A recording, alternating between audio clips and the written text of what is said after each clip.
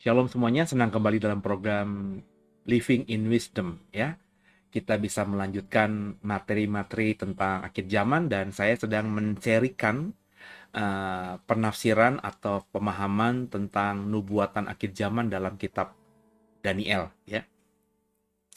Sudah ada 4 episode ya. Kita belajar tentang kitab nubuatan Daniel ya Bapak Ibu ya. eh 4 episode apa baru kemarin ya, baru Daniel pasal yang kedua kalau tidak salah ya, bukan 4 episode, baru kemarin ya kita mencarikan materi tentang nubuatan akhir zaman di dalam kitab Daniel. Dan menarik karena memang di perjanjian lama tidak terlalu banyak nubuatan yang bersifat akhir zaman, dan yang paling kuat memang ada dalam kitab Daniel ini ya. Saya berharap Bapak Ibu terus semangat dalam belajar, kemudian juga sehat senantiasa. Dan untuk mempersingkat waktu, mari sama-sama kita langsung masuk dalam materi nubuatan akhir zaman dari kitab Nabi Daniel. Ya, nubuatan akhir zaman Daniel episode kedua ya, bukan keempat ya. Episode kedua ya. Sama-sama kita coba belajar dari Nabi Daniel ini. Ya, kitab Daniel, saudara ya. Kitab Daniel ini kalau kita sudah membaca kan tidak terlalu banyak pasalnya ya, hanya ada 12 pasal ya. Dan beberapa itu bersifat nubuatan dan bisa kita hubungkan dengan akhir zaman. Seperti misalnya kemarin kita sudah membahas pasal kedua. Meskipun pasal kedua itu kan mimpi Nebukadnezar ya Bapak Ibu ya. Tapi kalau kita membaca pasal 2 dan Bapak Ibu mengikuti pemahaman saya yang sudah saya bagikan di episode kemarin, itu ternyata berhubungan dengan akhir zaman, di mana patung yang dilihat Daniel dari mimpinya Nebukadnezar itu bagian kakinya kan terbuat dari besi sebagian dan sebagian dari tanah liat. Dan kemudian itu dihancurkan akhirnya patung itu oleh batu yang menggelinding, tanda kutip ya, dan bukan dari hasil kekuatan manusia, dari Allah. Sehingga seluruh patung itu hancur karena ada bagian tanah liat di bagian kakinya yang rentan dan ringkih terhadap hantaman, sehingga akhirnya jatuh dan ya hilanglah semua kerajaan-kerajaan itu ya. Bapak Ibu tentu bisa mengikuti atau sudah mengikuti, paham ya. Dan bagian kaki itu karena besi sebagian tanah liat, Alkitab mengatakan dalam Daniel pasal 2 itu karena kawin campur ya. Dan kita sudah membahas bahwa dari bagian kaki itu besi ya, dan itu melambangkan kerajaan Romawi yang memang dalam sejarah itu berkuasa luar biasa ya di zaman dulu. Kalau hari ini kan meskipun ada negara superpower Bapak Ibu, tapi ya kecil gitu. Hari ini nggak bisa gitu Amerika mau dengan kekuatannya ngambil wilayah negara orang secara paksa begitu. Ya ada memang faktanya secara ekonomi gitu ya, tapi secara paksa tidak, secara politik tidak. Contohnya misalnya perang Irak dan Kuwait di beberapa dekade yang lalu, itu Irak tetap berdiri secara politis, tapi konon katanya ya harus pendalaman lagi ya, karena saya hanya mengamati di bagian luar saja. Seluruh ladang-ladang minyak yang dimiliki Irak itu sudah dikuasai oleh perusahaan-perusahaan Amerika. Contoh yang paling konkret hari ini misalnya ketika Rusia ingin mengambil sebagian wilayah Ukraina gitu ya. Kan dunia akhirnya menentang. Jadi hari-hari ini di menjelang akhir zaman ini kayaknya agak sulit bisa diterima ada sebuah negara besar mau mengklaim wilayah negara lain yang sudah merdeka. Kayak Laut Cina Selatan, itu Cina membuat peta ya, dan itu akhirnya di petanya mereka itu mengambil wilayah beberapa negara di uh, Laut Cina Selatan ya. Itu kan dunia bergejolak, Filipina teriak, kemudian Malaysia teriak, Singapura teriak, dan akhirnya Jepang juga nadanya tinggi, Amerika apalagi.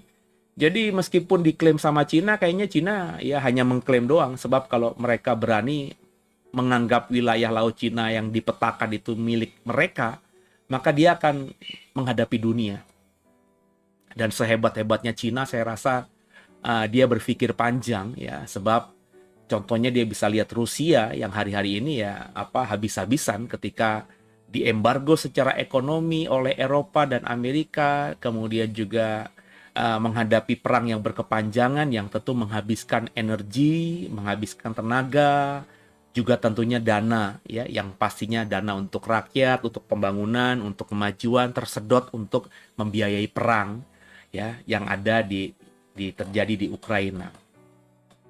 Tapi dulu kan tidak ya. Kerajaan atau bangsa yang besar secara wilayah, di mana zaman dulu itu ya kalau mengalahkan negara lain itu menjadi wilayahnya dia ya. Kerajaan terakhir dalam sebelum abad-abad modern ini terjadi ya kerajaan Romawi ya.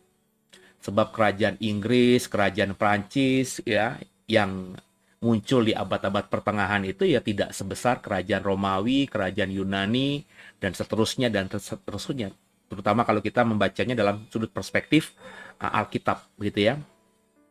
Nah, saya menafsirkan bahwa karena perkawinan campur itu ya kerajaan Eropa itu, kerajaan Roma itu kan pecah gitu ya. Ya.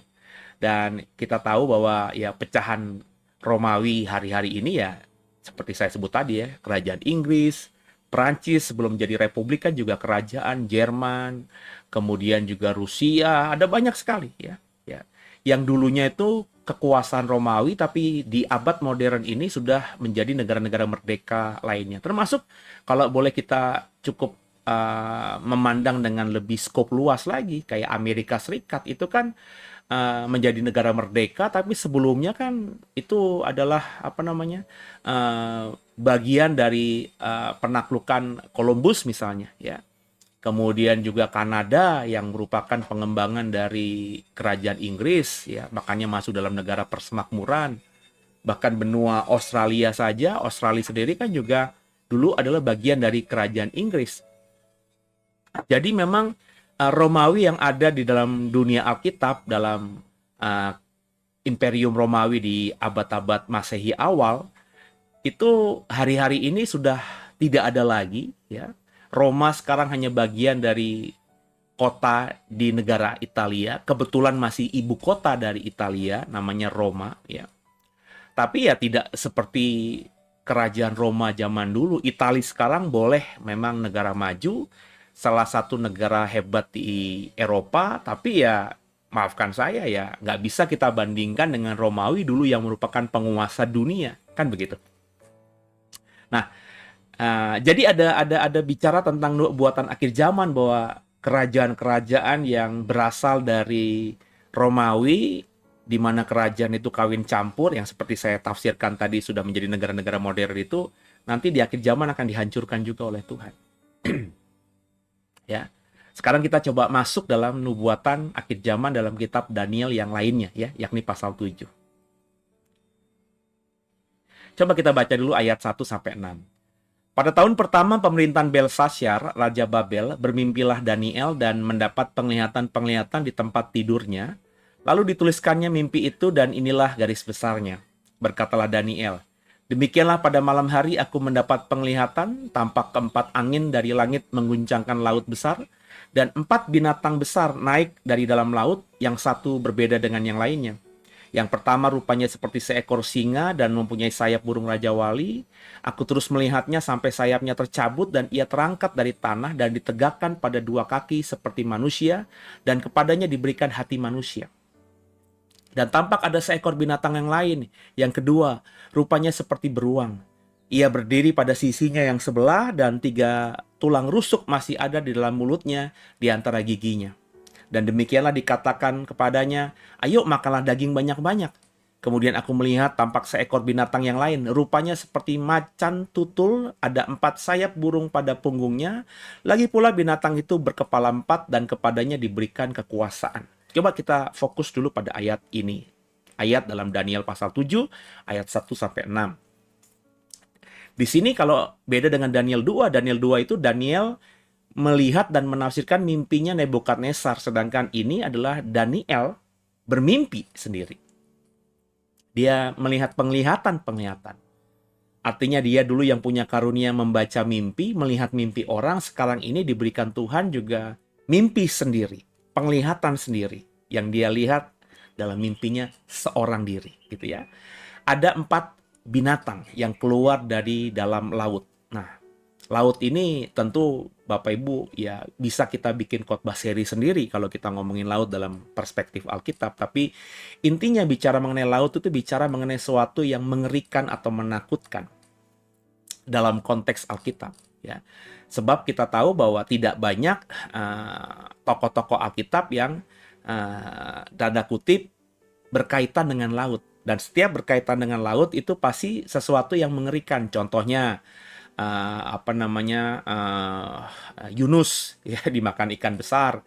Contohnya Paulus yang kapalnya terdampar dan akhirnya mencelakakan semua orang-orang yang dalam kapal itu. Ya. Kalau ngomongin laut dalam perspektif Danau Galilea ya itu rasul-rasul ya seringkali dihantam oleh angin topan sehingga hampir mati. Jadi laut itu memang bicara mengenai kematian, apalagi kalau kita dalam perspektif nubuatan tentang akhir zaman, tentang antikristus.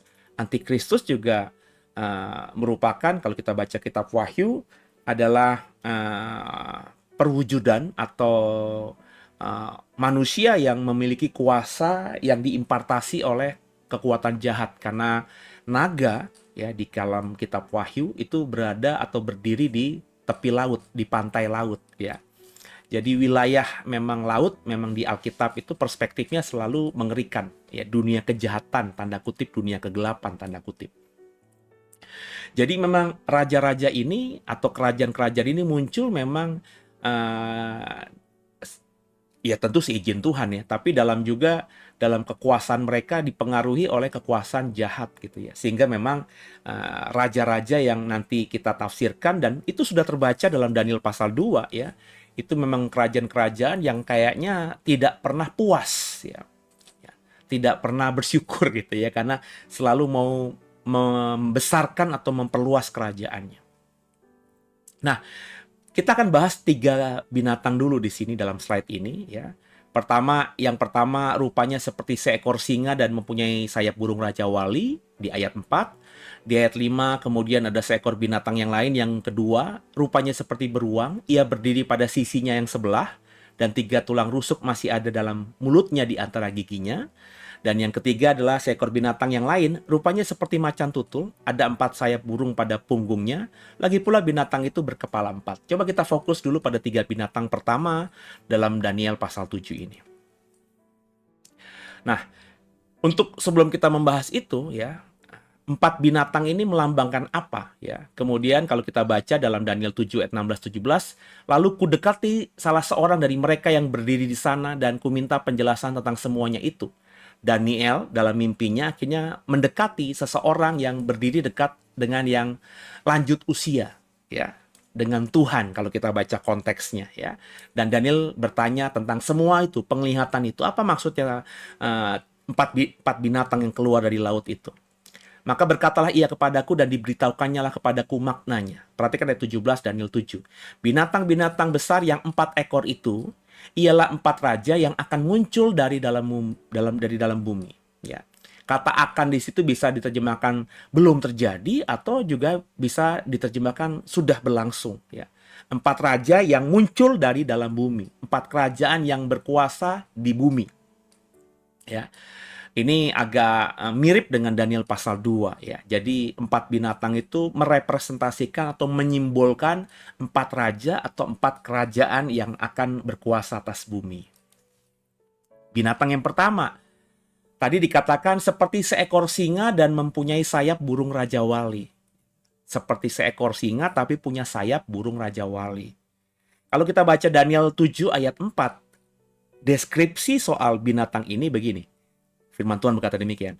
Aku terus melihatnya, Daniel terus melihatnya, sampai sayapnya tercabut dan ia terangkat dari tanah dan ditegakkan pada 2 kaki seperti manusia dan kepadanya diberikan hati manusia. Jadi Daniel ketika melihat ada binatang pertama seperti singa dan mempunyai sayap burung Raja Wali, terus dia melihat bahwa sayap dari burung Raja Wali itu tercabut, seperti Raja Wali itu tercabut, dan binatang ini ya itu terangkat dari tanah, ditegakkan pada 2 kaki seperti manusia, dan kemudian diberikan kepadanya hati manusia. Nah, banyak teolog perjanjian lama ini menafsirkannya dihubungkan dengan Daniel pasal 4 ayat 28-37, yakni cerita bagaimana Nebukadnezar itu, yang memang kalau kita membaca simbol-simbol kerajaan-kerajaan zaman dulu, terutama kerajaan-kerajaan yang ada di wilayah Alkitab, dunia Alkitab ya, itu singa selalu menjadi lambang kekuatan, lambang seorang raja ya. Jadi dalam beberapa literatur tentang Babel ya, itu bahkan ilustrasi-ilustrasi yang dibuat oleh para arkeolog dan atau ketika menggali tentang suatu situs arkeologi yang dipercaya itu berhubungan dengan kerajaan Babel atau kerajaan-kerajaan yang ada di wilayah Irak, Iran, Mesopotamia, atau wilayah yang memang dahulu tempatnya kerajaan-kerajaan besar seperti Babilonia, Assyria, kemudian juga kerajaan Assyria ya, Mesopotamia, kerajaan Babilonia ya. Itu memang singa menjadi simbol dari tahta ya. Jadi Nebukadnezar itu pernah dicatat dalam Daniel pasal 4 itu menyombongkan diri karena bangga pada semuanya. Aku ini yang bisa membuat Babel seperti ini. Kemudian Tuhan marah, menghukum Nebukadnezar sehingga menjadi hilang ingatan, dan Alkitab katakan dalam Daniel pasal 4, dia direndahkan sedemikian rupa, seperti apa yang dikatakan Daniel pasal 7 ayat 4, sayapnya tercabut, ya kesombongannya tercabut, ia terangkat dari tanah, ditegakkan pada 2 kaki seperti manusia. Nebukadnezar yang tadinya membanggakan diri sebagai Tuhan, sebagai Allah, karena semua yang dihasilkan Babel itu adalah buah karyanya, kekuasaannya, hasil karena dia berkuasa, akhirnya dibuat Tuhan hilang ingatan, sehingga dalam Daniel 4 itu dia sampai dinubuatkan akan makan rumput, dan kukunya akan panjang-panjang, seperti orang tidak terurus, dan itu yang terjadi terhadap Nebukadnezar untuk kurun waktu tertentu sampai waktunya akhirnya ya dia dipulihkan Tuhan. Jadi Daniel mengatakan bahwa dulu ya dalam hidupnya ada seorang raja Nebukadnezar yang luar biasa, menyombongkan diri, akhirnya seperti manusia dijatuhkan begitu, kebanggaannya, kesombongannya tidak ada lagi. Maka dalam Daniel 7 seperti manusia, dan kepadanya kemudian diberikan hati manusia. Dan ketika Nebukadnezar ini seperti orang gila seperti itu, dan kemudian waktunya Tuhan memulihkan dia, Nebukadnezar kalau kita baca Daniel pasal 4 ayat 28-37, dia menyadari bahwa kesalahan dirinya apa. Ya, bahwa dia tidak bisa, dia tidak boleh lagi menyombongkan dirinya seperti Tuhan. Ya, maka dia diberikan hati manusia yang menyadari bahwa dirinya meskipun raja hebat, dihormati banyak orang, dia tetap manusia dan ada Tuhan. Nah, ini binatang pertama ini ya dengan tafsir tadi, ini bukan tafsiran saya hanya coba mengikuti tafsiran yang ada dan saya cukup sejahtera dengan tafsiran itu, sehingga setelah saya gumuli berkali-kali ya saya mengikuti tafsiran ini. Bahwa binatang yang seperti seekor singa mempunyai sayap burung Raja Wali ini adalah gambaran dari kerajaan Babilonia, gambaran dari seorang raja besar Babilonia yang bernama Nebukadnezar. Kemudian ada binatang kedua. Rupanya seperti beruang, berdiri pada kakinya yang sebelah 3 tulang rusuk masih ada di dalam mulutnya. Nah, penafsirannya bagaimana? Siapakah binatang ini? Simbol apakah dia? Kalau tadi yang pertama ya, seperti singa dan punya sayap seperti Raja Wali itu gambaran dari kerajaan Babilonia atau Raja Babilonia secara spesifik menurut Daniel pasal 4. Nah, kalau ini apa? Ya, seperti beruang, berdiri pada kakinya yang sebelah, seperti gambar ilustrasi yang saya temukan, saudara. 3 tulang rusuk masih ada dalam mulutnya, masih digigitnya gitu. Nah, penafsirannya sekali lagi juga ini bukan penafsiran saya, bukan orisinil penafsiran saya. Saya membaca banyak penafsiran, baik itu penafsiran pendeta-pendeta maupun penafsiran juga dari rabi-rabi Yahudi. Dan saya cukup sejahtera karena saya ketika menggumuli ini tidak mendapatkan pemahaman yang baru. Berarti saya sejahtera dengan penafsiran yang sudah ada. Bahwa beruang menggambarkan transisi kekuasaan dari Babilonia ke Media. Babilonia itu adalah singa dengan sayap Raja Wali seperti yang saya sudah jelaskan dalam slide tadi. Sedangkan Media, kerajaan berikutnya kalau kitab Daniel kita baca, habis kerajaan Babel muncul kerajaan Media di mana rajanya namanya Darius. Nah, kerajaan Babel dan kerajaan Media ini kerajaan yang dulunya sudah bersama menjadi satu kekuatan. Cuman Babilonia tuh saat Nebukadnezar lebih besar ya daripada Media. Ini mungkin seperti apa ya Bapak Ibu ya? Seperti beberapa kerajaan, beberapa kekuatan di daerah Irak, Iran zaman dulu di wilayah Mesopotamia kuno, di mana beberapa kerajaan itu bersatu, ya, tapi tetap ada yang lebih superior, sedangkan yang lainnya itu inferior. Di zamannya Nebukadnezar, kerajaan Babel itu lebih besar daripada kerajaan Media, tapi kerajaan Media itu adalah kerajaan bawahan dari kerajaan Babilonia. Tangkap ya saudara ya? Nah, ada waktunya ya kerajaan Babilonia itu hancur dan kemudian muncullah kerajaan Media yang dulunya inferior sekarang ini lebih superior daripada Babilonia. Karena dalam dunia politik kita tahu bahwa ada waktunya kekuasaan itu lengser gitu ya dan berganti dengan rejim atau kekuasaan yang baru. Nah, transisi kekuasaan ini digambarkan oleh Daniel sebagai gambaran atau simbol binatang. Tadinya singa, sekarang beruang gitu ya. Dan dalam beberapa sisi beruang lebih hebat daripada singa ya, lebih besar ya, lebih mungkin mengerikan dan memiliki kekuatan lebih besar daripada singa ya. Tapi lain sisi ya kita tahu singa adalah raja hutan gitu kan saudara ya. Ya, jadi ini adalah peralihan. Ya, kerajaan berikutnya itu ya punya kekuatan yang luar biasa. Sebelumnya digambarkan singa, sekarang beruang. Nah, posisi beruang yang dikatakan di dalam Daniel pasal 7 itu, yang di ayat-ayat awal, mengangkat dirinya pada satu sisinya, ya, mengangkat kakinya yang sebelah dalam bahasa Alkitab terjemahan LAI, ini dapat menandakan kedudukan Media yang lebih tinggi daripada Persia di dalam persekutuan Media Persia. Nah, sekali lagi seperti saya bilang, tadinya Media dengan Babilonia itu bersatu. Orang lebih mengenal Babilonia karena Babilonia di zaman Nebukadnezar lebih superior. Masa berlalu, waktu berlalu, Media kemudian yang lebih besar daripada Babilonia sehingga Babilonia menjadi negara kecil saja, kerajaan kecil saja. Nah, di saat yang bersamaan muncullah kerajaan lain yang namanya Persia yang baru bertumbuh, tapi dalam momen itu ya kerajaan Persia ya masih dalam taklukan kerajaan Media, sehingga meskipun mereka bersatu menjadi kerajaan di Alkitab Media Persia, Media jauh lebih besar daripada kerajaan Persia ya.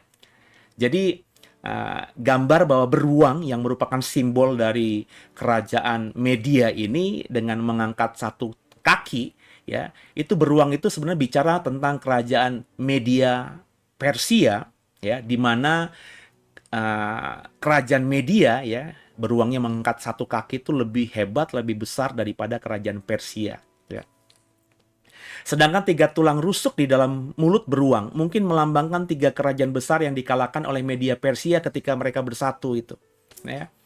Dalam sejarah, dalam beberapa literatur saya menemukan ada beberapa kerajaan besar yang hidup sejaman dengan Media Persia, yakni kerajaan Lydia. Itu ada di wilayah yang sekarang ini Turki ya. Kemudian kerajaan Babilonia sendiri yang kemudian dikalahkan ya oleh persekutuan Media Persia, sehingga Babilonia yang tadinya lebih superior dari mereka akhirnya menjadi inferior. Dan kemudian juga kerajaan Mesir yang memang dalam sejarah itu pernah ditaklukkan atau kewibawaannya pernah dikalahkan oleh kerajaan Media Persia. Nah, apakah seperti ini ya namanya tafsir? Bisa saja, saudara ya. Nah, sebab kita juga kesulitan kan memahami itu tiga tulang rusuk itu apa gitu yang digigit oleh beruang ini.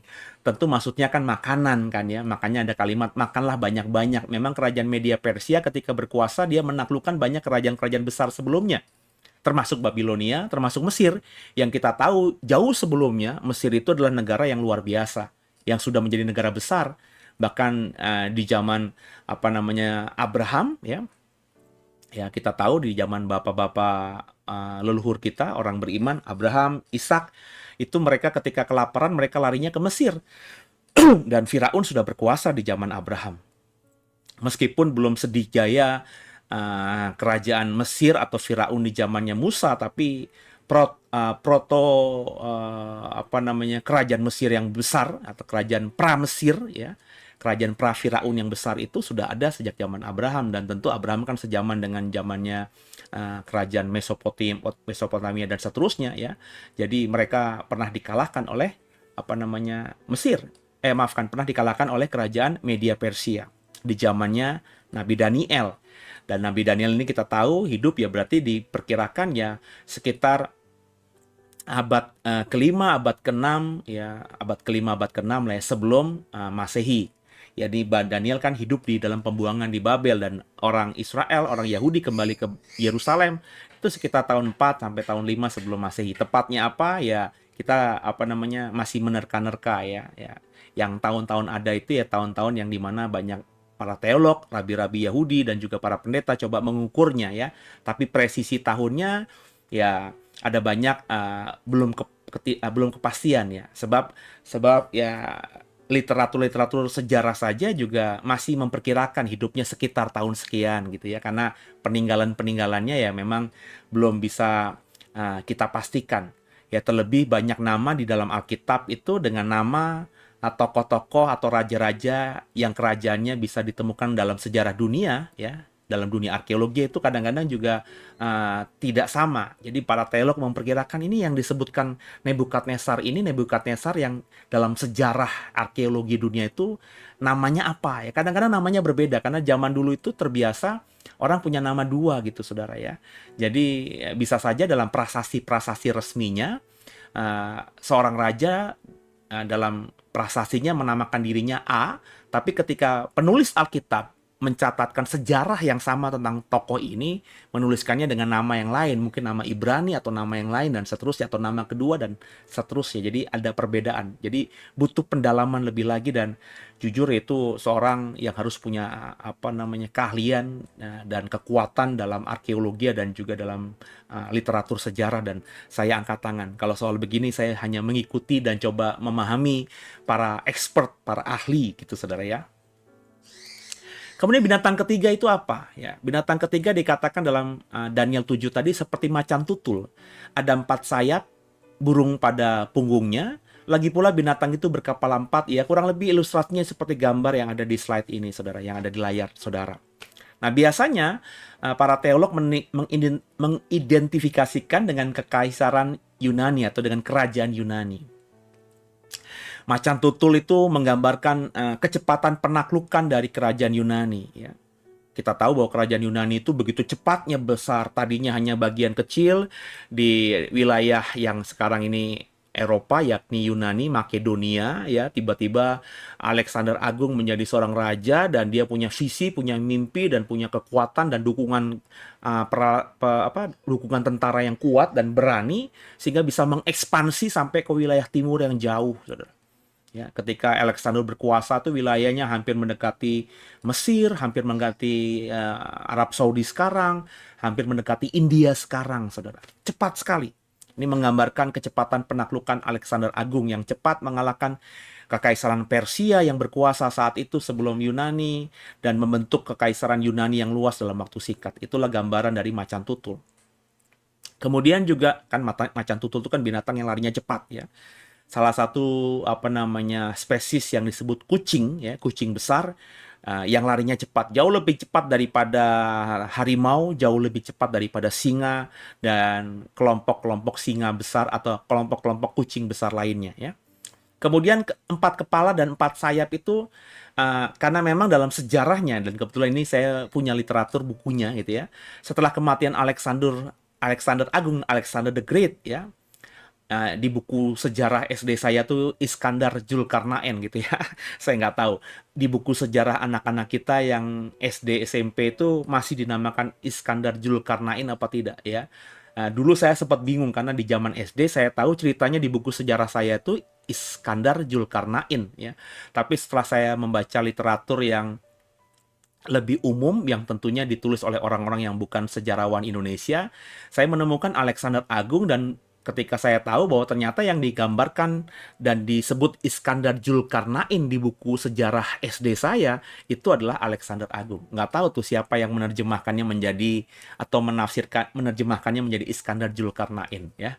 Alexander Agung ini kaisar Yunani yang luar biasa dan dia tidak lama usianya ya.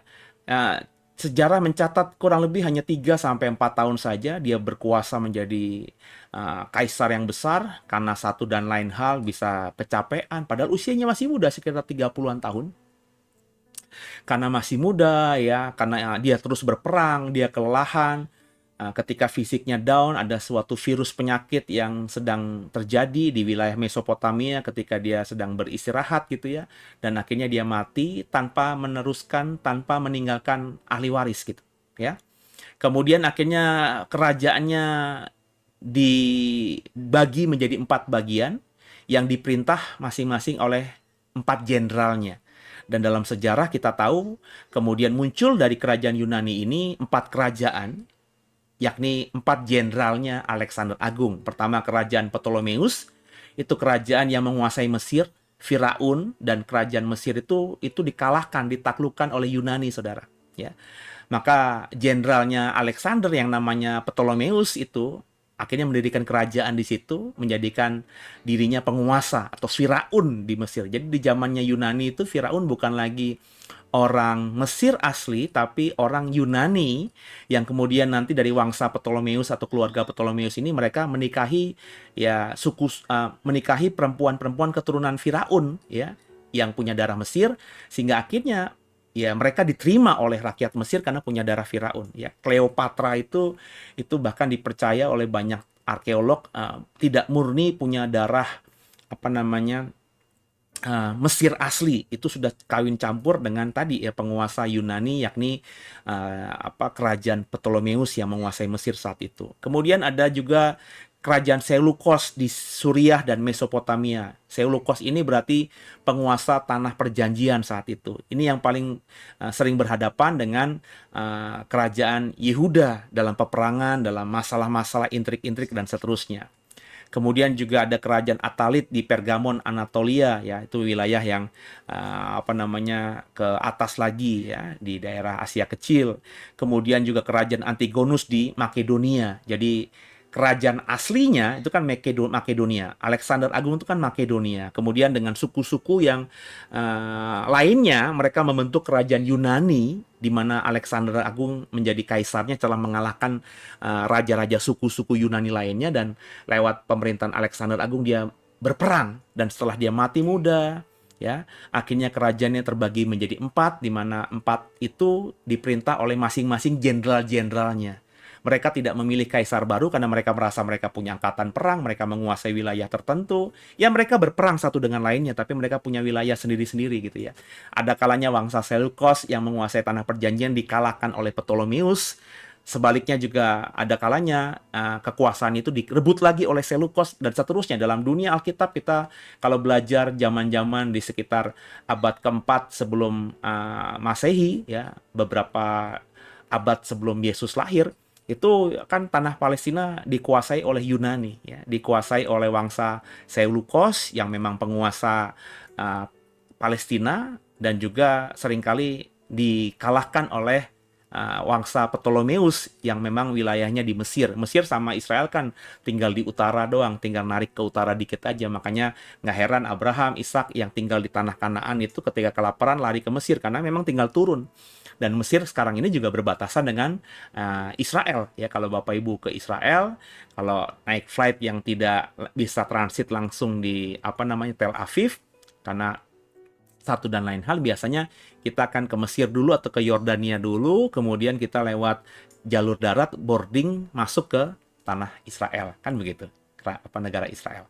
Jadi inilah binatang ketiga, yakni Yunani, dan kemudian kerajaan-kerajaan setelah Alexander Agung mati, yakni ada 4 kerajaan: Ptolemeus, Seleucus, Attalid, dan Antigonus. Ya. Kemudian kita masuk dalam binatang yang keempat itu apa? Siapa gitu ya. Kemudian aku melihat dalam penglihatan malam itu tampak seekor binatang yang keempat, yang menakutkan dan mendahsyatkan, dan ia sangat kuat. Ia bergigi besar dari besi, ia melahap dan meremukkan, dan sisanya diinjak-injaknya dengan kakinya. Ia berbeda dengan segala binatang yang terdahulu. Lagi pula ia bertanduk 10. Sementara aku memperhatikan tanduk-tanduk itu, tampak tumbuh di antaranya suatu tanduk lain yang kecil, sehingga 3 dari tanduk-tanduk yang dahulu itu tercabut, dan pada tanduk itu tampak ada mata seperti mata manusia, dan mulut yang menyombong. Lanjut ya, kita baca ayat yang ke-11, 12-nya. Aku terus melihatnya, karena perkataan sombong yang diucapkan tanduk itu. Aku terus melihatnya sampai binatang itu dibunuh, tubuhnya dibinasakan, dan diserahkan ke dalam api yang membakar. Juga kekuasaan binatang-binatang yang lain dicabut, dan jangka hidup mereka ditentukan sampai pada waktu dan saatnya. Binatang yang keempat, itu Daniel melihat binatang yang bergigi besar dan dari besi. Tidak disebutkan binatangnya itu apa. Kalau yang pertama kan tadi jelas singa tapi bersayap, yang kedua tuh beruang ya. Yang ketiga itu macan tutul tapi punya 4 kepala dan juga sayap ya. Nah, sedangkan binatang keempat itu cuma dikatakan ia bergigi besar dari besi, ia bertanduk 10 ya. Dan dari 10 tanduk itu ada tumbuh satu lagi ya, tanduk kecil yang lain. Dan gara-gara dia muncul terakhir, 3 tanduk yang sudah ada dari 10 tanduk itu akhirnya tercabut. Dan dari tanduk yang kecil yang muncul itu ada mata seperti mata manusia dan mulut yang menyombong. Tentu ini nggak bisa kita tafsirkan literal, bahwa ada tanduk punya mata, tanduk punya mulut, mulutnya sombong lagi, mengeluarkan kata-kata sombong. Tentu ini adalah bahasa simbolik ya, bahasa alegoris, dan kita harus menafsirkannya, saudara. Apa yang menarik dari ayat ini, dan siapakah binatang keempat itu? Perhatikan, binatang keempat dikatakan bertanduk 10, lalu tumbuh di antaranya satu tanduk yang lain yang kecil, sehingga 3 dari tanduk-tanduk yang terdahulu itu tercabut. Ya, ini ada ilustrasi gambarnya, binatang bertanduk 10, kemudian 1 muncul, dan 3 yang sudah ada tercabut. Nah, siapakah dia? Ya. Ini bisa dijelaskan dalam Daniel 7 ayat 19 sampai 26. Kita baca ya. Daniel di kitab Daniel pasal yang ke-7. Lalu aku ingin mendapat penjelasan tentang binatang yang keempat itu. Daniel rupanya nggak tahu ya. Dia minta penjelasan yang berbeda dengan segala binatang yang lain yang sangat menakutkan. Dengan gigi besinya dan kuku tembaganya, dan yang melahap dan meremukkan dan menginjak-injak sisanya dengan kakinya. Dan tentang 10 tanduk yang ada pada kepalanya, dan tentang tanduk yang lain, yakni tanduk yang mempunyai mata dan yang mempunyai mulut yang menyombong. Yang tumbuh sehingga patahlah 3 tanduk, dan yang lebih besar rupanya dari tanduk-tanduk yang lain. Dan aku melihat tanduk itu berperang melawan orang-orang kudus dan mengalahkan mereka. Sampai yang lanjut usianya datang, dan keadilan diberikan kepada orang-orang kudus milik Yang Maha Tinggi, dan waktunya datang orang-orang kudus itu memegang pemerintahan. Maka demikianlah katanya, binatang yang keempat itu ialah kerajaan yang keempat yang akan ada di bumi, yang akan berbeda dengan segala kerajaan dan akan menelan seluruh bumi, menginjak-injaknya dan meremukkannya. Ke-10 tanduk itu ialah ke-10 raja yang muncul dari kerajaan itu. Sesudah mereka akan muncul seorang raja, dia berbeda dengan raja-raja yang dahulu dan akan merendahkan 3 raja. Ia akan mengucapkan perkataan yang menentang Yang Maha Tinggi dan akan menganiaya orang-orang kudus milik Yang Maha Tinggi. Ia berusaha untuk mengubah waktu dan hukum, dan mereka akan diserahkan ke dalam tangannya selama 1 masa, 2 masa, dan setengah masa. Lalu majelis pengadilan akan duduk dan kekuasaan akan dicabut daripadanya untuk dimusnahkan dan dihancurkan sampai lenyap. Binatang itu dikatakan oleh seseorang yang berada dekat dengan yang lanjut usia dalam mimpinya Daniel, dan Daniel bertanya kepadanya, dikatakan binatang keempat itu adalah kerajaan yang akan muncul di bumi, ya, yang berbeda dengan segala kerajaan yang tadi, ya, dan dia akan menelan seluruh bumi. Berarti kekuasaannya itu, binatang keempat ini lebih daripada binatang yang singa tapi punya sayap, lebih daripada binatang beruang, lebih daripada macan tutul yang punya kepala 4 dan punya 4 sayap. Binatang yang keempat ini lebih hebat, lebih powerful, lebih berkuasa, lebih kejam juga, sehingga dikatakan dia bisa menelan seluruh bumi. Dan dia punya 10 tanduk di situ. Ya, artinya kata yang ditanya Daniel ini, itu adalah 10 raja yang akan muncul dari kerajaan itu. Jadi setelah kerajaan Babilonia, setelah Media Persia, setelah Yunani, dan juga 4 jenderalnya Alexander Agung, itu akan muncul kerajaan baru, dan dari kerajaan itu akan muncul 10 raja yang dari kerajaan itu. Akan muncul kerajaan-kerajaan dari kerajaan itu. Nah, sesudah mereka akan muncul seorang raja. Jadi ketika 10 tanduk itu sudah muncul dari kerajaan yang mengerikan, yang katanya itu seperti binatang yang bergigi dari besi dan kukunya seperti tembaga, menyeramkan dan menelan seluruh bumi ini, akan muncul kerajaan-kerajaan sejumlah 10, dan kemudian muncul kerajaan yang baru yang akan lebih besar, dan kemunculannya akan menghancurkan 3 kerajaan sebelumnya. Ya. Dan tanduk itu, yang terakhir itu, tanduk ke-11 berarti ya, yang menghancurkan 3 tanduk yang dari antara 10 tanduk itu punya mata yang menyombong dan juga punya mulut yang menyombong. Nah, siapakah tanduk itu tepatnya? Atau siapakah 10 tanduk itu? Nah, biasanya gambar binatang tadi ya, binatang dengan 10 tanduk itu diidentifikasikan dengan kerajaan Romawi. Karena memang dalam sejarah habis kerajaan Yunani yang menguasai dunia, kerajaan Romawi itu lebih berkuasa karena kerajaannya lebih panjang begitu, dan raja-rajanya, dalam hal ini kaisar-kaisarnya itu lebih luar biasa ya, lebih mengerikan, lebih menakutkan ya. Binatang yang keempat ini sebagai simbol dari kerajaan Romawi. Dan ini hampir semua teolog PL menafsirkan demikian, dan saya kayaknya belum mendapatkan juga hal yang baru, dan saya mengikuti tafsiran ini. Kekaisaran Romawi memang dikenal sebagai karena kekuatannya yang luar biasa dan daya tahannya dan kecenderungannya untuk menelan dan menghancurkan peradaban lain di bawah kekuasaannya. Itulah Romawi yang ketika berkuasa itu menghancurkan semuanya ya. Dan dia memang benar-benar menguasai dunia zaman dulu. Kayaknya di zaman kerajaan Romawi itu nggak ada lagi kerajaan-kerajaan yang sempat menjadi saingan ya. Kerajaan Romawi itu kalau boleh jujur bahkan hancur karena ya peperangan di antara mereka sendiri ya, antara jenderal-jenderalnya untuk memperebutkan kursi kaisar atau sesar itu saudaranya. Nah, 10 tanduk sering diartikan sebagai 10 kerajaan atau bangsa yang muncul dari reruntuhan kekaisaran Romawi. Jadi kekaisaran Romawi nanti akhirnya akan hancur, dalam sejarah memang akan hancur, tidak ada lagi sesar, hancur.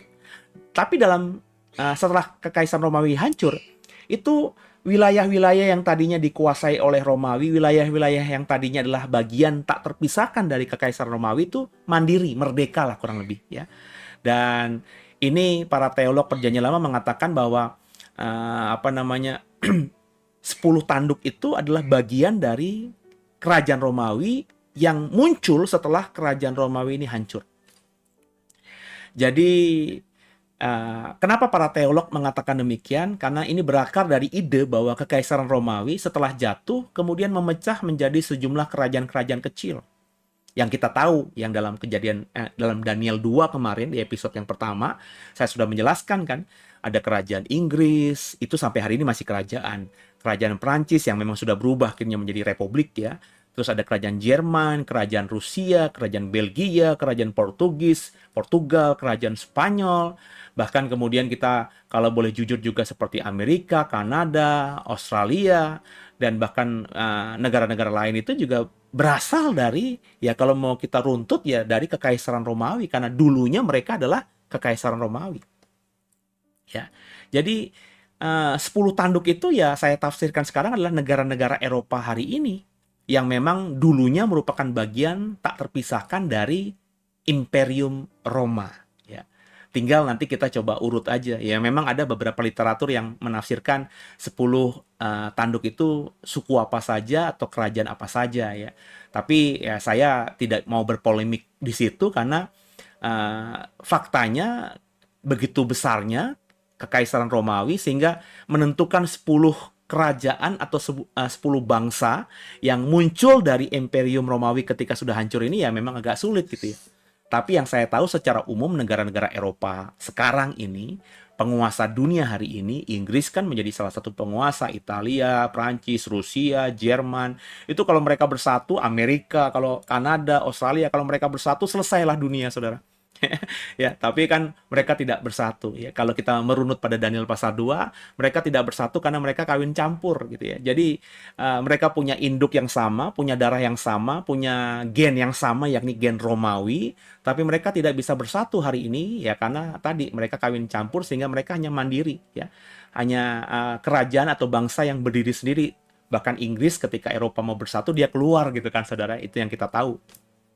Nah, inilah tafsiran saya ya, bahwa 10 tanduk itu adalah 10 negara hari ini ya, khususnya di Eropa, tapi bisa juga Amerika Serikat bagian daripadanya ya, yang memang harus diakui dulunya mereka adalah bagian tak terpisahkan dari Kekaisaran Romawi.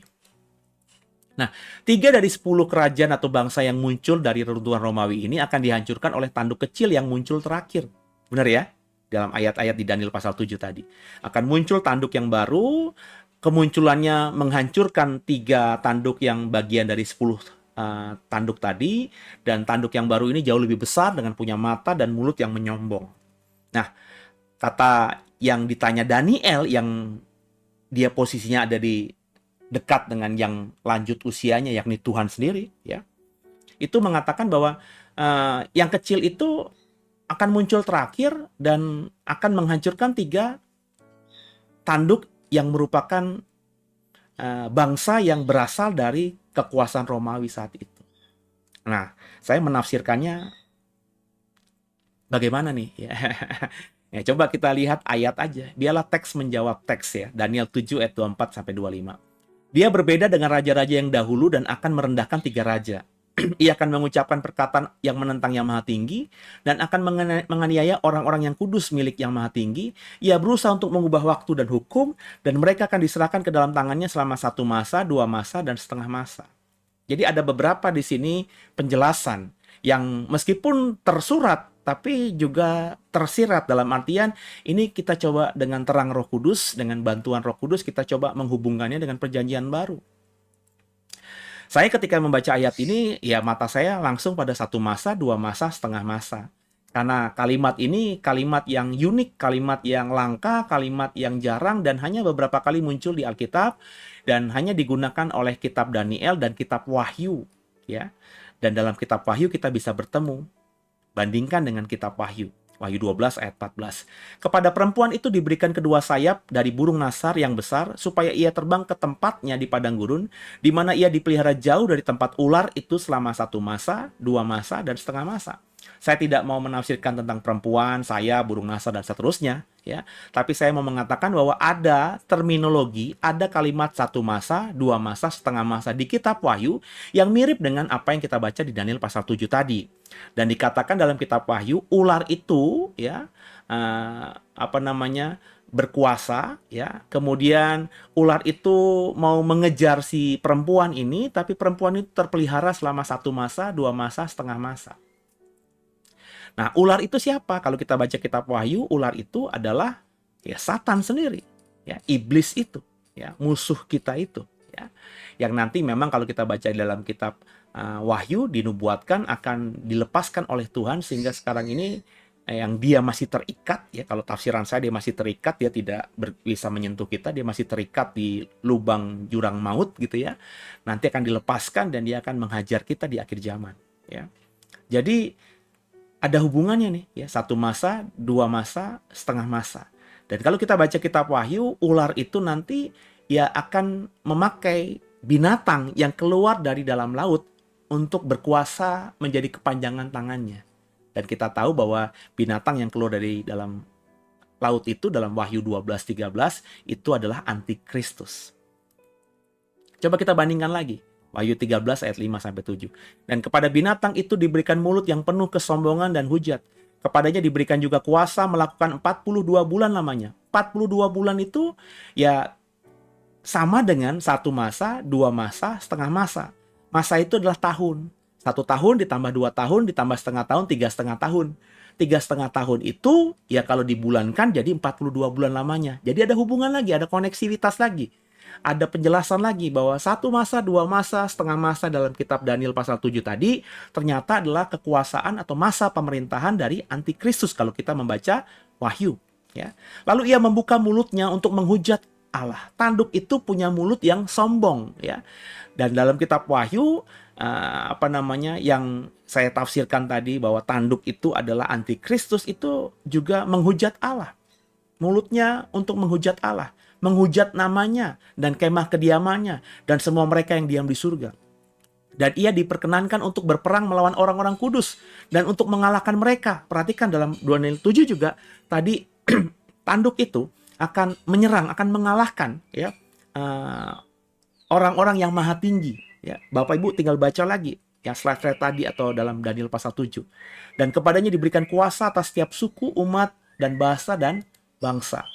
Jadi dalam benang merah yang bisa kita temukan dalam Daniel 7 tadi dengan Wahyu tadi, ya berarti binatang yang punya tanduk 10, kemudian muncul tanduk yang baru, tanduk ke-11, dan tanduk yang baru itu lebih tinggi dan menghajar 3 tanduk yang lain yang sudah ada sebelumnya itu adalah antikristus. Ya. Dengan tadi penjelasan-penjelasan, ada hubungan 1 masa, 2 masa, setengah masa, kemudian juga ada hubungan bahwa tokoh binatang keempat di dalam Daniel dan juga antikristus itu menghujat Allah. Ya, dalam bahasa Daniel itu mulutnya mulut yang menyombong, tapi dalam Wahyu mulutnya menghujat Allah. Kemudian dalam kitab Daniel juga binatang ini akan menghancurkan atau memerangi orang-orang kudusnya Allah. Dalam kitab Wahyu juga antikristus nanti akan membinasakan dan mengalahkan orang-orang percaya. Jadi ya kalau kita mau jujur ya ini ada hubungannya pasti. Dan saya dengan vulgar menafsirkan bahwa binatang keempat itu adalah antikristus. Ya. Nah, 3 tanduk yang dikalahkan itu siapa? Oleh antikristus ketika muncul berdasarkan Daniel pasal 7. Maka kalau kita misalnya membaca tadi tafsiran saya yang saya adopsi dari penafsiran para teolog perjanjian lama, berarti ada kaitan-mengkaitannya. Dari binatang itu adalah siapa? Binatang keempat kan Romawi. Muncul 10 tanduk. Artinya apa? Menurut tafsir yang ada, 10 tanduk itu adalah bangsa atau kerajaan atau negara yang kemudian muncul setelah kerajaan Romawi hancur. Yang saya tafsirkan tadi, ya negara-negara Eropa hari ini. Nah, 10-nya itu siapa? Dari 10 bangsa yang kemudian muncul menjadi bangsa yang besar di akhir zaman, yang berasal dari kekaisaran Romawi itu siapa? Ya kita agak sulit ini, karena saya bilang tadi kerajaan Romawi itu begitu besarnya menguasai dunia saat itu, dan ketika dia runtuh ya banyak suku, banyak bangsa yang kemudian mandiri menjadi bangsa merdeka. Tapi paling tidak kita bisa melihat bahwa ya itu potensi adalah negara-negara di Eropa, karena negara-negara di Eropa sampai hari ini menjadi negara-negara yang besar. Tinggal kita coba perhatikan aja. Dari negara-negara Eropa atau negara-negara lain di luar Eropa yang masih ada kaitannya dengan Eropa, berarti masih ada hubungan dengan Romawi saat itu, yang sekarang ini menguasai dunia itu siapa? Yang berkuasa atas dunia ini siapa? Ya kalau kita boleh memperhatikan, bisa saja itu Inggris, ya, Prancis, karena 2 negara ini ya masih berkuasa. Jerman mungkin masuk juga. Terus Spanyol mungkin masih masuk, Italia masih masuk, Portugal juga mungkin masuk, ya, Belgia juga mungkin masuk. Dan seperti saya bilang, kita harus terbuka juga untuk menarik Amerika, karena Amerika itu juga ketika menjadi negara sekarang, karena dulu Columbus itu kan orang Spanyol kalau tidak salah ya, itu masuk ke dalam menemukan Amerika dan akhirnya membuat orang-orang Eropa mendiami Amerika. Kanada itu bagian dari orang-orang Inggris, Australia juga mungkin. Mungkin saja 10 itu yang saya sebutkan tadi adalah 10 tanduk ini.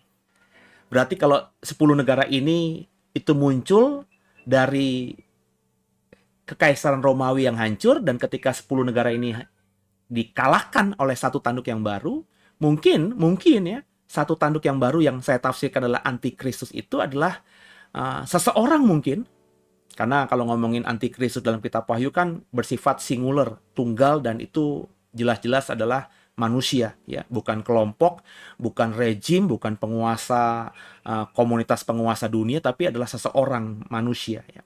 Bisa saja orang tersebut yang nanti akan kita tahu menjadi antikristus di akhir zaman adalah seseorang yang punya darah dari tiga, ya, apa namanya, bangsa Eropa, atau bangsa yang berasal dari dulunya Imperium Roma.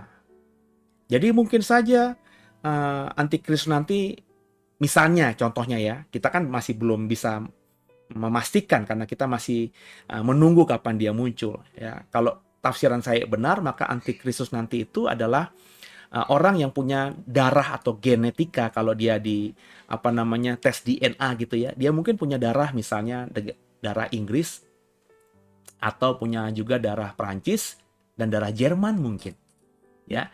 Jadi 3 negara yang memang muncul dari Imperium Romawi yang hancur, mewakili 10 tanduk, ya. 3 ini kemudian muncul penguasa yang baru yang lebih besar daripada 3 ini, dan 3 ini hancur. Nah, mungkin saja antikristus itu yang nanti jadi penguasa dunia akhir zaman itu punya darah 3 bangsa Eropa. Bisa saja dia punya darah orang Amerika, ya, atau berasal dari Amerika. Kemudian juga dia punya darah Eropanya dari Inggris dan juga Jerman mungkin. Ya, kan kita sekarang ini baru coba menerka-nerka atau menafsirkan, tapi definitely-nya, pastinya itu ya kita baru bisa melihat nanti ketika sosok itu muncul.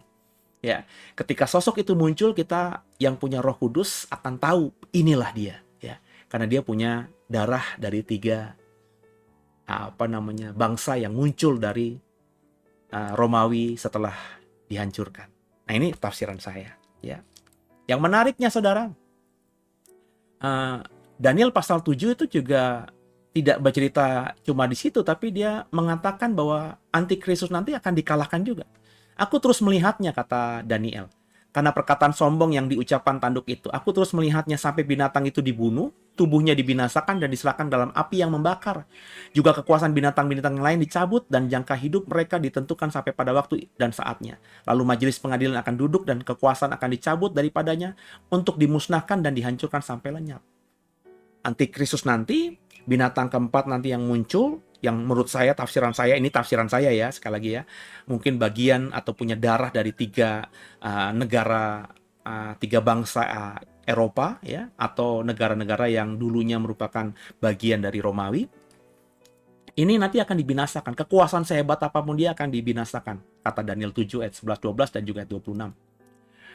Kemudian kita baca kembali Daniel 7 ayat 13-14. Aku terus melihat dalam penglihatan malam itu, tampak datang dengan awan-awan dari langit seorang seperti anak manusia. Datanglah ia kepada yang lanjut usianya itu dan dibawa ke hadapannya. Lalu diberikan kepadanya kekuasaan dan kemuliaan dan kekuasaan sebagai raja. Maka orang-orang dari segala bangsa, suku bangsa, dan bahasa mengabdi kepadanya. Kekuasaannya ialah kekuasaan yang kekal, yang tidak akan lenyap, dan kerajaannya ialah kerajaan yang tidak akan musnah. Ya, beberapa saudara kita yang muslim mengklaim bahwa ini nubuatan perjanjian lama tentang Nabi Muhammad gitu ya. Ya, silahkan aja kalau mereka menafsirkan begitu. Tapi kita kan punya Alkitab sendiri, punya kitab suci sendiri. Dan kalau kita menghubungkan dengan perjanjian lama, perjanjian baru, yang kita imani adalah firman Tuhan, bahwa Yesus itu ya nanti akan datang kembali, terus juga akan memerintah sebagai raja, dan kerajaannya tidak akan kekal, tidak akan binasa. Kerajaannya akan menjadi kerajaan kekal, karena dia adalah mewarisi perjanjian antara Abraham dengan perjanjian Tuhan dengan Abraham, dan juga perjanjian Tuhan dengan Daud, bahwa dari tahtamu ini tidak akan pernah beranjak, karena kekuasaan akan selalu ada dalam darahnya Daud. Yesus adalah anak Daud.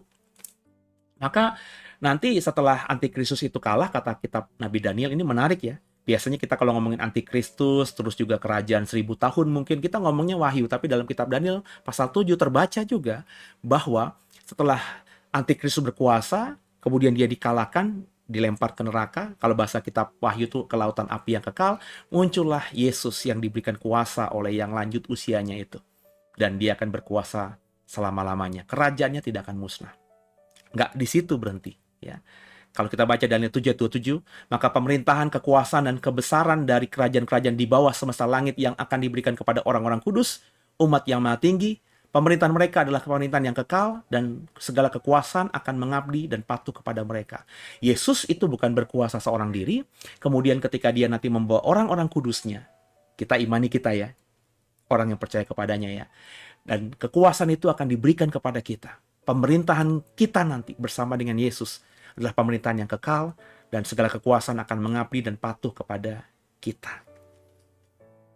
Bapak Ibu, ini jelas sekali ya dalam kitab Daniel nanti, meskipun Tuhan akan memberikan kekuasaan tahtanya kepada Yesus, tapi pemerintahan yang menjalankan pemerintahan itu bukan Yesus seorang diri, tapi kita juga yang percaya kepadanya. Kita juga yang menjadi umat miliknya. Maka kita nanti akan memerintah selama-lamanya, dan semua makhluk. Berarti kalau begitu kan nanti di akhir zaman, di langit baru, bumi baru, di Yerusalem baru, dan juga nanti di dalam Yerusalem baru ya. Itu kita bicara mengenai ada makhluk-makhluk lain. Sebab kalau kita dibuatkan Daniel akan menjadi penguasa, pemerintah, maka siapa yang diperintah oleh kita? Ya. Jadi saya percaya, seperti saya sudah pernah tafsirkan juga dalam channel YouTube The Warriors ini, bahwa langit baru, bumi baru, Yerusalem baru itu ya bumi ini yang nanti akan dipulihkan Tuhan seperti keadaan pada mulanya ya, di mana Tuhan merencanakan bahwa bumi ini adalah indah, baik, dan kita yang percaya kepadanya akan memerintah selama-lamanya bersama dengan Tuhan. Dan tentu ada makhluk-makhluk lain seperti dalam kitab Kejadian, Adam dan Hawa punya ya yang diperintah, yakni apa? Makhluk-makhluk lain. Karena perintah Tuhan kan kuasai dan taklukkanlah bumi dan seluruh ciptaan, seluruh isinya. Berarti nanti di langit baru, bumi baru, Yerusalem baru ada makhluk-makhluk lain, di mana mereka semua meskipun makhluk ciptaan Tuhan yang diizinkan Tuhan masuk dalam kekekalan, mereka semua ada dalam kekuasaan kita. Nah, semoga saudara diberkati lewat tafsir saya dalam Daniel pasal 7 ini. Jadi kita sudah akhiri ya apa yang kita coba bagikan. Ini 1 jam lebih ya. Mestinya 2 episode, tapi saya bilang kalau 2 episode saya yang agak kesulitan untuk membaginya ya. Oke Bapak Ibu, saya berharap semua diberkati, dan kalau diberkati Bapak Ibu bisa share link program ini atau kenalkan ya program ini kepada yang lain, karena Bapak Ibu kan bisa mengikuti pengajaran saya ini karena jadi membership ya. Dan kenalkan kepada yang lain, ayo jadi membership, murah kok, nggak sampai 20.000, supaya mereka juga mendapatkan pengajaran ini secara eksklusif gitu ya. Dan kalau Bapak Ibu sudah menerimanya, gumuli, kalau sudah digumuli bersama Roh Kudus, terus kamu meyakini apa yang saya paparkan ini, coba juga bagikan itu kepada yang lain lewat bahasamu sendiri. Nggak apa-apa copy paste ya, sebab ya namanya kebenaran itu kan tentu bukan eksklusif milik seseorang saja. Seseorang ini membagikannya, saya mendapatkan dari seseorang sebelumnya, dan saya membagikan kepada saudara, saudara membagikan kepada yang lainnya. Itu kan efek berantainya begitu ya. Dan semoga dengan kita bekerja sama di ladangnya Tuhan, akhirnya banyak orang yang bertobat, dan ladang yang sudah menguning itu siap untuk dituai, dan kita akan jadi upahnya, menjadi pekerjanya, dan kita akan mendapatkan upahnya. Oke ya, lanjutkan materi-materi berikutnya ya. Besok hari Jumat dan Sabtu saya akan memberikan materi, tapi itu di sekolah Alkitab ya. Jadi Bapak Ibu yang sudah jadi member di Living in Wisdom ya, Bapak Ibu coba upgrade lagi ya. Jangan yang 20.000 tapi 50.000, supaya Bapak Ibu mendapatkan pengajaran tentang yang sifatnya teologis ya. Karena saya sedang mengajar tentang doktrin ya. Nah, di Jumat besok sama Sabtu saya akan membagikan doktrin tentang Alkitab ya. Waduh, Bapak Ibu dalam sekali ya. Bapak Ibu rugi kalau belum kalau tidak ikut. Jadi tinggal upgrade aja jadi 50.000 per bulan, nggak sampai 49.900. Bapak Ibu mendapatkan semua materi yang saya berikan, saya siapkan untuk membership ya. Semoga Bapak Ibu dengan banyak terima materi dari saya, Bapak Ibu bisa menjadi orang Kristen yang semakin paham tentang kebenaran. Sampai jumpa. God bless you.